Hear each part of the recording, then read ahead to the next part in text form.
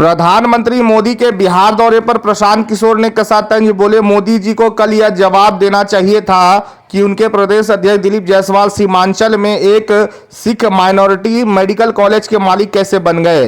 प्रशांत किशोर ने कल 20 जून को प्रधानमंत्री मोदी के बिहार दौरे पर तंज कसते हुए कहा कि सवाल यह नहीं है कि प्रधानमंत्री बिहार आ रहे हैं, अहम यह है कि वह बिहार क्यों आ रहे हैं। इसलिए पीएम बिहार आ रहे हैं क्योंकि बिहार में चुनाव है, लेकिन इस बार जब वह आए तो उन्हें दो सवाल का जवाब देना चाहिए। पहला, 2015 में आरा से उन्होंने जो 1.25 लाख करोड़ रुपए के पैकेज का ऐलान किया था उसका क्या हुआ, और दूसरा, उनके बिहार भाजपा अध्यक्ष दिलीप जायसवाल जो कभी सीमांचल के एक सिख अल्पसंख्यक मेडिकल कॉलेज में क्लर्क की नौकरी करते थे, आज उसके मालिक कैसे बन गए।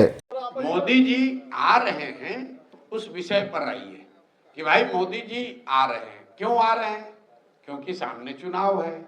क्योंकि इससे पहले तो जब चुनाव नहीं था तब मोदी जी बिहार तो नहीं आ रहे थे। बड़ी बात यह है कि जब वो आ रहे हैं जसौली में, तो जो सभा आयोजित की जा रही है उसमें बिहार सरकार का, बिहार की गरीब जनता का कितना रुपया खर्च किया जा रहा है, बड़ी बात यह है। बड़ी बात यह है कि क्या उस रैली में मोदी जी इस बात का जवाब देंगे कि 2015 में आरा में जिस 1,25,000 करोड़ रुपए के पैकेज की उन्होंने बात कही थी, क्या 15 के बाद उन्होंने पैसा, वो पैकेज बिहार को दिया या नहीं दिया? क्योंकि केंद्र में और राज्य में दोनों जगह मोदी जी की एनडीए की सरकार है, तो अगर मोदी जी ने पैसा भेजा तो पैसा गया कहाँ? भाई बात तो दो ही हो सकती है, या तो मोदी जी ने 2015 के बाद 1,25,000 करोड़ पैसा भेजा नहीं, या फिर वो पैसा भेजा और बिहार की एनडीए की सरकार ने, भाजपा जदयू की सरकार ने उस पैसे को लूट लिया। क्योंकि जमीन पर आपको हमको तो कहीं 1,25,000 करोड़ का पैकेज का काम दिख नहीं रहा। तो बड़ी बात यह है कि मोदी जी उसका जवाब दें।